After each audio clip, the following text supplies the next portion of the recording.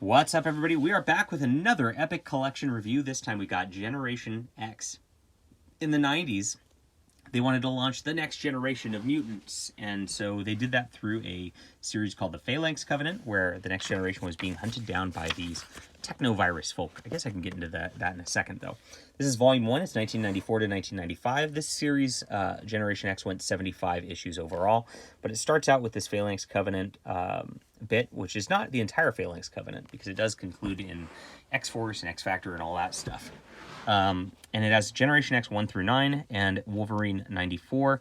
And they padded this with like the Generation X Collector's Preview. I guess this is something to put in here. I mean, it's interviews and things like that. It reads like a catalog magazine sort of thing. And that's a good chunk of this book. So you really don't have as much comic as you think you do through this, which kind of makes me sad. I would have liked another issue or two and maybe have skipped that. Maybe the completion. I'm a completionist, but I don't know if I am on that level. So the Phalanx Covenant is written by Scott Lobdell and Fabian Nicieza. Woo!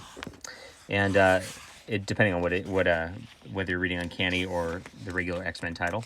And these like techno creatures are coming after first Monet St. Croix, who is M, and a couple of the other younglings. And we have Emma Frost and Banshee here. And Emma Frost is currently all tied up. She's always drawn in such a nice manner. Oh my gosh.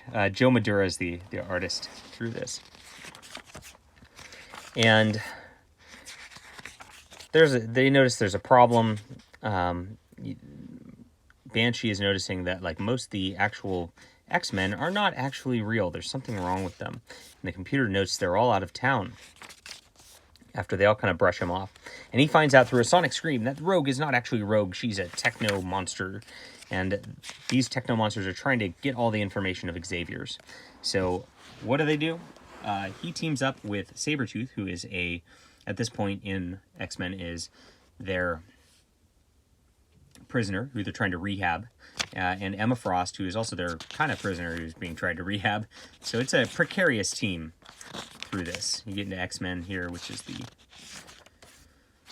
other title going for the X-Men at the time. Who's drew this one? This one's by Fabian Nicieza on the writing end. I don't know who the art is. It is Andy Kubert. Good stuff. Good classic stuff. And we get a couple other introductions to our Generation X heroes through here as they're coming after them. Jubilee also joins everybody. Jubilee's been a big part of the X-Men at this point. Become very good friends with Wolverine, which comes into play later, but she ends up part of Generation X also. Sabretooth escaped through that, as they escape also. And here is Paige Guthrie, or aka Husk, who's been captured, along with Monet and with Skin. I forget his actual name. Angelo, I think. I forget who this is. Oh, there's too many characters. That's my one problem with the X-Men. And then another guy who's bright and shiny, and he looks like he's part of them, but there's a twist coming up. And they are... Paige is actually related to Cannonball. She's his younger sister. And she's getting consumed by the technovirus in her... It's kind of a weird spot to start, but okay. Really cheesecake drawings. look at the boob. Oh well, that's the 90s. It's enjoyable. There it is again. And it goes through, and eventually our heroes have to rescue them. They end up on some boat off the shore, and Emma Frost and Banshee and all them go on and try to liberate them from this techno deal, the Phalanx. And they eventually do so. This is what it comes down to. And they bring back all the kids together. Now, this last one is a crossover. This is meant to be Generation X preview.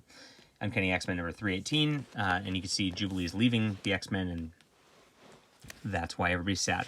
You get a couple just like small dialogue things of character development. There's Skin, as we mentioned before. There's Jubilee, M, Husk, Everett Thomas, What is his mutant name?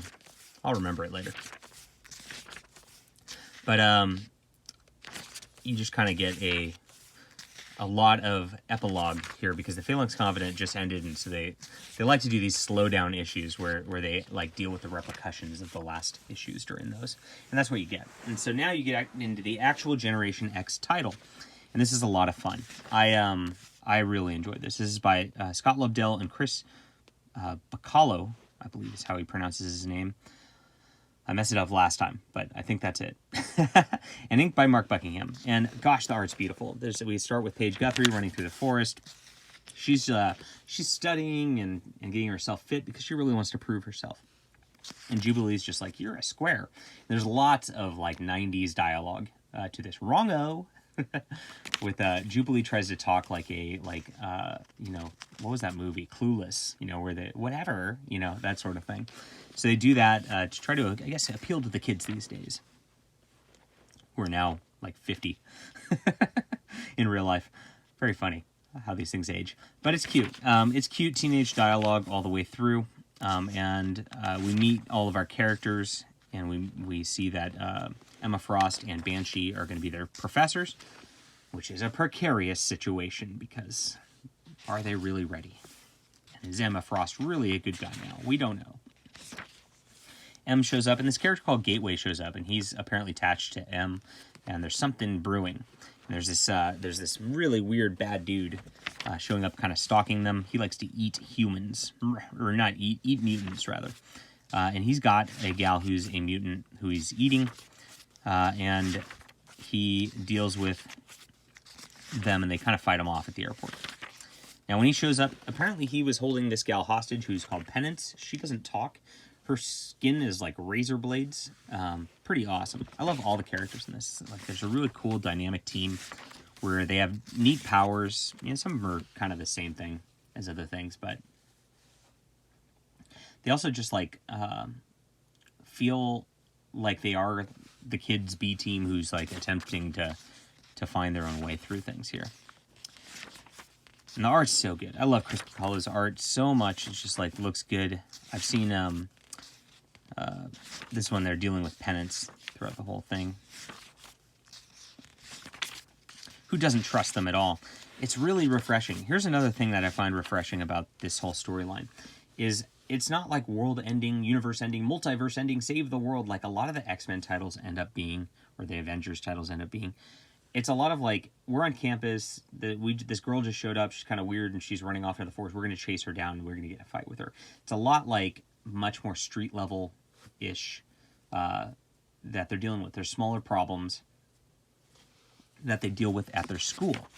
And in between that, and we still have this Penance sort of deal. Huska displays her powers here. Huska's probably my favorite. You get this guy Mondo, who's like, he just is here in interludes. He's not joined the team fully yet. But there's some weird stuff that happens through him, and he's in about every other issue for like a page or two. You can tell there's going to be more of these characters through the team. The art really makes it. It's really fun to read this. It's good. I like all the characters are so well done. There's a bunch of games between Paige, who is Husk, and some other folk playing Scrabble throughout the game of here. And we start out with a holiday spectacular. They're going on vacation, and there's something going on. There's a hostage situation. There's Penance again. The colors are a little out of control through this. That's 90s colors for you, but that's fun. And it turns out the guy is not actually a mutant, and this orphan maker shows up to cause a fight too. So they get this big knockdown, drag-out fight, and they have to deal with all that. Now, the Age of Apocalypse events happens in the major X-Men things. So you get a little taste of what happens with Generation X through this XMen Prime portion, which is only a couple pages of that, but the Epic Collection explains what happens through there too. I don't know if it really impacts things that much. Doesn't matter too much to the whole story of Generation X. They end up in the Big Apple. And some of them do. This is Chamber. Chamber's got like a bunch of energy stored up within him, and this gets really interesting with this character. You see how messy he is. Gateway's kind of weird and talking to him too. And Jubilee and her crew are lost in New York, They're supposed to meet up with Emma Frost. Monet, M, goes weird during this stuff, and she ends up going kind of catatonic, and they're like, what's going on here? Paige, meanwhile, Husk, gets drunk and starts talking to Chamber, and obviously kind of likes him a little bit. And lots of good soap opera drama through this, which I really like a lot. And during their look for Emma Frost, they find this guy right here. What's his name again? His name is... oh, well, I'm bad with the names.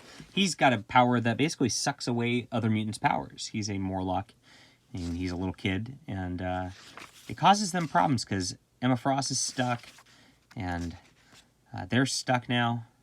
His name's Leech, that's right. But he ends up coming back with the team anyway. They eventually figure it out and take down the bad guys who have captured Emma Frost through this. And they are head on their way back. But what happens through all this is Paige and what's his name? Chamber got close, and when there was a panic there, he actually blew up part of the school. So they come back, and Wolverine shows up at the deal to give Jubilee a little love. There's the explosion where he does that. Cool. Very cool stuff. We're still in... oh, and at this point, Chris Bacalo cannot keep up with the deadlines, I guess. We get some fill-in artists who are not as good. And you can see it's a little less consistent all the way around. This is very, like, 90s Marvel art right here. I see a lot of this style of art, like, post-Onslaught, I feel like.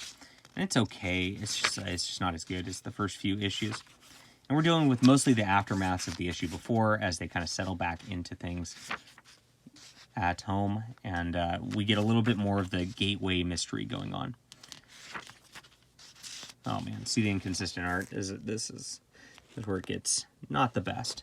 But you know what? The storyline's really good, and the characters, you really care about them at this point, so it doesn't matter too much.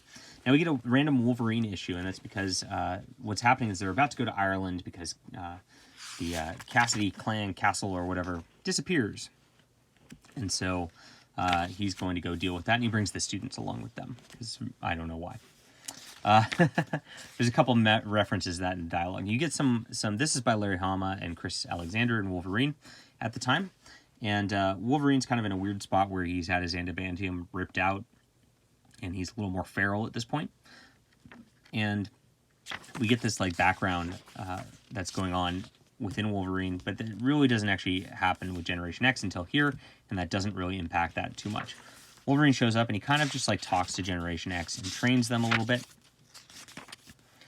and gives them some stuff, and then there's like something in their like form of the danger room becomes sentient in there, and Wolverine kind of fights it off.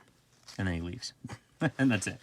So then we go to Ireland, and here we are. This is the start of kind of the last arc here. And again, we've got different artists at this point. I don't know if Bacalo comes back in the next one or not, but he does not in this volume.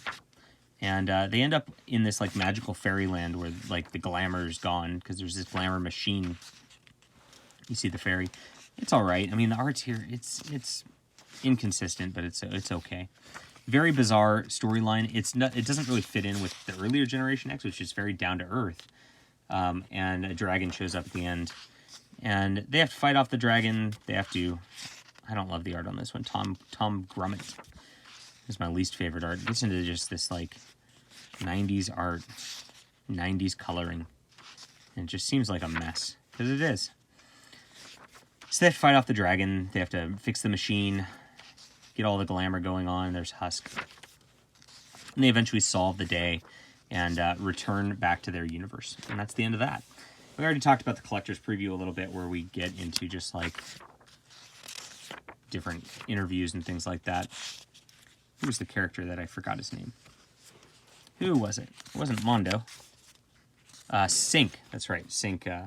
And his powers are that he can kind of copy and take powers from people beside him. So that's that. So very enjoyable. I'm very happy to read this. This was one of my favorite reads of the year, probably. It was just fun. I don't think there's anything like deep to it or anything like that, but it's just fun, and that's what comics should be, according to me. So 9 out of 10 overall. It kind of like loses its luster towards the end when it gets into the fill-in artists and they go into the weird fantasy land thing. I don't love that as much, but good setup, good characters, and that can carry a story even during the times I'm not that thrilled with it. All right, hit that like and subscribe button. We'll be back soon.